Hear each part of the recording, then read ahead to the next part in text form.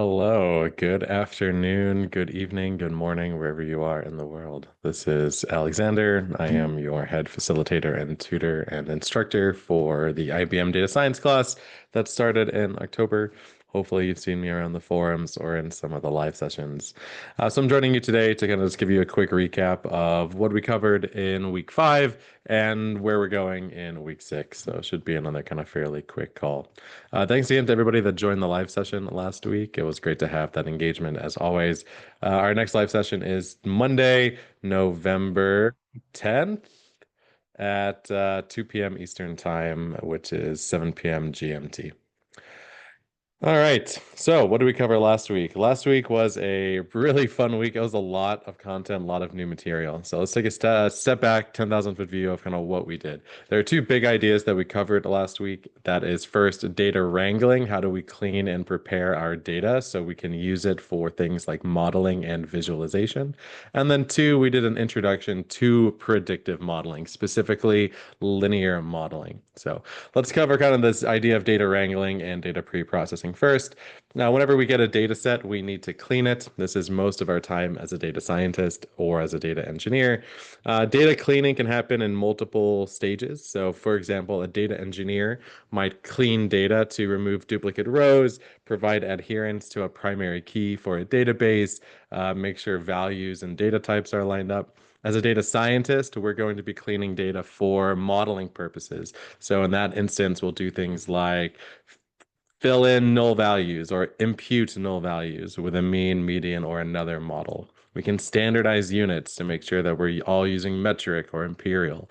We can encode our categorical features. And what I mean by that is how do we turn a string into a number? Our machine learning models, predictive models, they're all based in mathematics. And as like everything else in mathematics, we need numbers and numeric data to facilitate those model trainings. So we encode categorical variables. Last week, we introduced the idea of one-hot encoding, which is the same thing as a dummy or indicator variable. So the fancy term for that is one-hot encoding. And we'll come back to this a little bit more in depth in week 7 and 8. Not only do we clean data by, again, fixing data types, looking for null values, standardizing units, providing normalization, we can also create new features. So this is called feature engineering.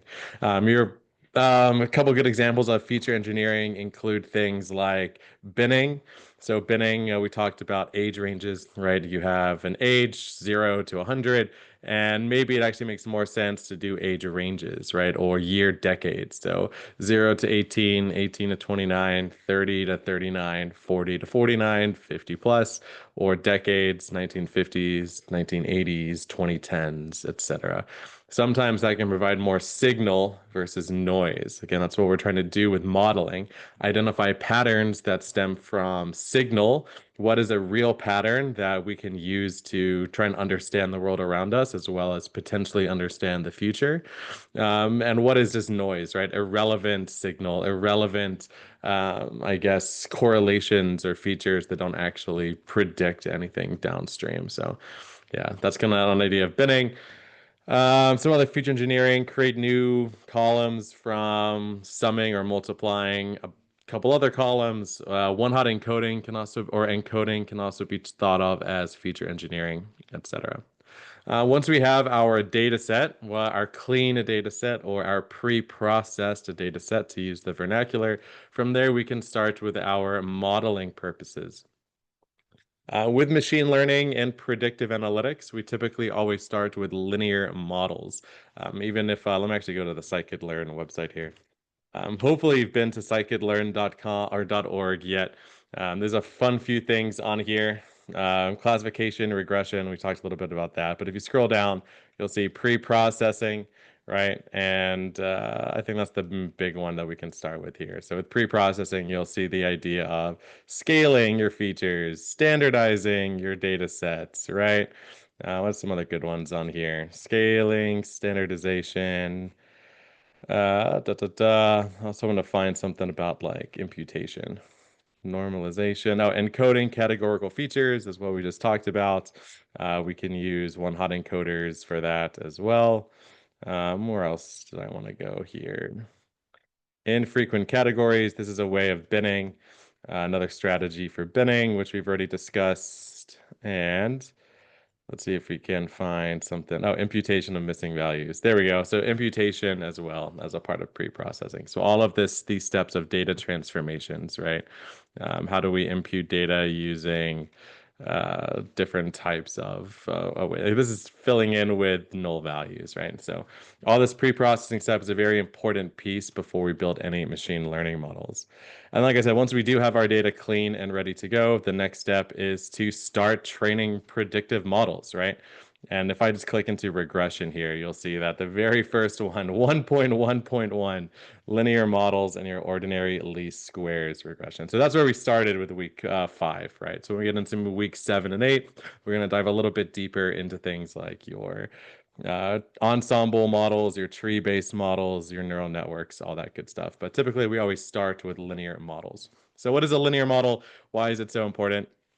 A linear model is a mathematical model rooted in math, right? So it's pure math. It's represented by an equation, it's represented by proofs, and it can typically be known as your line of best fit, your y equals mx plus b, all of that good stuff, right? So you have your scatter plots and you just draw your line kind of down the middle.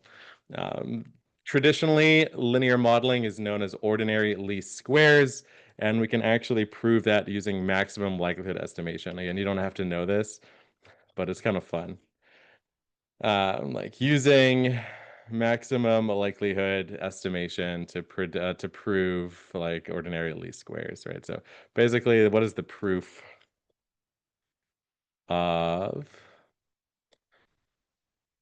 I guess maybe maximum likelihood estimation? There we go.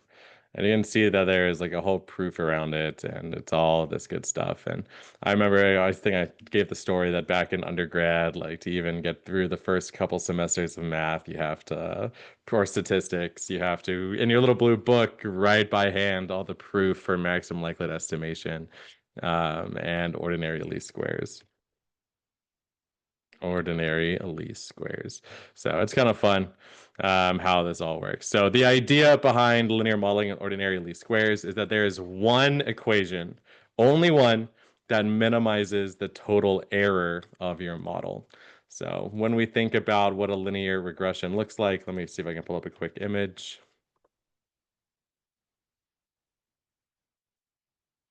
Yeah. So with a linear model, right, there's one line that minimizes the error, where that error is defined as the total distance, the total sum of distance from all your points to that line. So this line, by mathematical proof and definition, minimizes the total distance from all the points to the line. And if I draw any other line like this one, then that'll have more overall error, right? So this is a mathematical model. You've got a proof for it. It always results in one equation. So some of the beauty of linear modeling is that if you and I all train a model, a linear model on the same data set, we'll all be given the same result, right? By definition, there's only one equation that minimizes the residuals or the error. So we'll all get that same equation if we all train a linear model on the same data set. So linear modeling is great. It's typically a very explainable algorithm, right? You can look at the equation that it generates and plug and play into your TI-84 calculator. It's also really easy for computers to do because Galileo was doing it with pen, quill, and paper kind of hundreds of years ago. Maybe not Galileo, but it's been around for a couple hundred years, at least since the 1800s for sure, pre-computing. So low computing effort and high explainability. And usually it's pretty good, right? The main limitations with linear modeling is when we start introducing non-linear effects, or that idea is instead of y equals mx plus b, maybe there's some other kind of relationship implied. Maybe it's a curve, right? Or maybe it's some other kind of non-linear, non-line effect. We'll talk about other ways of capturing those non-linear effects in weeks 7 and 8. The way that we interpret the goodness of fit of a linear model of a line of best fit is with metrics for model evaluation. In last class, we spoke specifically about regression problems. So that's where we're predicting a numeric output or a numeric target. With regression problems, we can use R squared, mean squared error, mean absolute error to interpret how good of a fit our model actually is. And at the end of the day, all of these metrics for regression problems come down to the residual, right? So for example, your mean squared error is what is your average of the squared distances to the line for each point. So maybe this point has a error of 1, so a squared error of 1.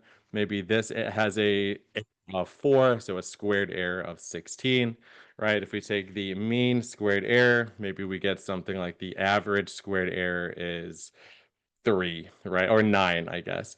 And so then the root mean squared error is the square root of that, and you get 3 as your average kind of error. So now you also have the confidence interval, right? I predict this to be 7 plus or minus 3, which seems like a lot, so that would probably be a pretty bad model. To start capturing non-linear patterns, we can actually perform polynomial regression. This is a little bit more complex. So a polynomial introduces things like x squared, x cubed, and as we start introducing more of those exponential features to an equation, obviously that equation becomes a lot more complicated. But polynomial regression can be a mathematical linear way of finding an equation to optimize your training set. But once we get into polynomial regression, what you'll find is that we start losing some of that explainability. It's a lot more difficult to go to a non-technical stakeholder and start showing them cubes and to the fifth power and all that good stuff. And it also increases our computational power as well. It takes more computing power to start calculating these lines of best fit using polynomials. So note that when we start introducing tree-based models in a week or so, those models implicitly capture nonlinear effects, which is why many people choose to use those versus polynomial models on the linear side. Anyway, let's take that 10,000 feet view. Big ideas for week 5. How do we clean and prepare our data for modeling? And B, what is a linear modeling? What is our introduction to modeling? What do we mean by fitting a model? What do we mean by evaluating a model? And how do we at least look at those ideas through the lens of a fairly straightforward type of model, which is just your line of best fit, right? Your ordinary least squares equation. We got some bonus knowledge for you here. I included a couple other links that we talked about in the live session, including serverless. This was fun because one of the labs wasn't loading. And then so we were talking about what serverless compute actually means. And then also this idea of uncertainty, even around point estimates like the mean or the average. So definitely a good week, a lot of material. Obviously, we got like 4 discussion lab forums. So try and participate there and try and work through as much of the content as you can. It'll give you a good foundation for week 7 and 8 before we get to the capstone material. That was a long recap. I told you week 5 was a lot. Anyway, moving into week 6. Week 6 is all about data visualization and dashboarding. So it's a nice little palate cleanser after kind of the crazy week that is week 5. So let me actually kind of go into a couple things. I don't have any actual notes for week 6 yet, but actually I might. Let me see if I can pull one up.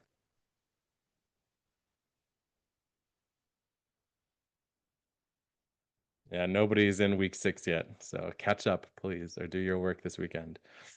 Yeah, I don't have too much in week 6. Yeah, like I said, we're going to be focusing on data visualization. So we're going to be introducing or diving further into Matplotlib and Seaborn, which we have used before. And we're also going to be introducing Plotly for interactive visualizations, both using Dash as well as within a notebook. All of the week 6 labs I've already run and backed up. So if you run into any issues with the labs, feel free to reference kind of my notebooks in GitHub, or if you want to run them in Colab or something on your own as well, that is fine. The one logistics for week 6 that you should know is that you have a new type of interactive lab. So not only do we have notebooks, which we're obviously pretty familiar with, but in activities in 612 and 613, we're going to be creating dashboards using Dash. So again, that's just Plotly Dash if you want to look what it is. Basically, it's a pretty quick way to create data applications Data applications are a huge thing right now, so definitely recommend kind of reading up on that when you have time. But essentially, to create a dashboard, we need to use regular Python as opposed to a Jupyter notebook. So for example, I'm going to open up 612. I'm going to open up the lab 612.4. So when this loads, you'll see that it actually looks like it's a completely different UI. It's going to be a way for us to create flat files or .py files as opposed to notebooks. If you have familiarity with something like VS Code, it looks kind of like VS Code, or Cursor if you're into the AI type UIs. That's what it's going to end up looking a little like. So I'll let this load for a sec.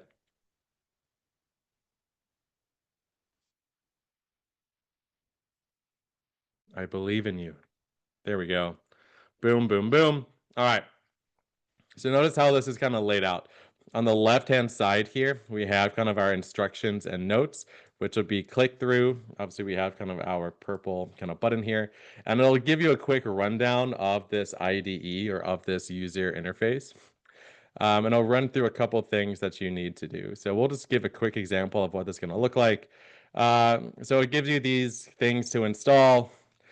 I think this is probably fine. So to run these commands, I think I skipped it it tells you down here. We need to open up a terminal and we also need to create a new file. So if you read the instructions, it'll tell you how to do it. But over here on the right, this is our interface. So to create files, you need to click on this Explorer icon at the top. And then from there, we can click on this icon right here. So again, following steps 1 and 2 to create a file. And we're going to call this file dash basics.py. Boom. And then the last thing we need to do is open up the terminal. So to open up the terminal, we click on terminal, new terminal. And this will let me kind of run some stuff down here at the bottom. So we'll start with what it wants us to run, which are just these imports. You may see some discrepancies. I think this lab runs 3.8, but some of the other ones use Python 3.11. They're all supposed to use 3.11, but at the end of the day, it doesn't really matter. So we'll just let this go here. And again, this is all still running on a cloud virtual machine somewhere.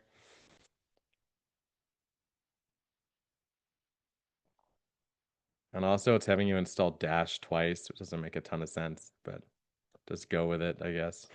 All right, so that all worked. Cool. And then the idea is if you click through the lab, you should be able to start creating your dashboard.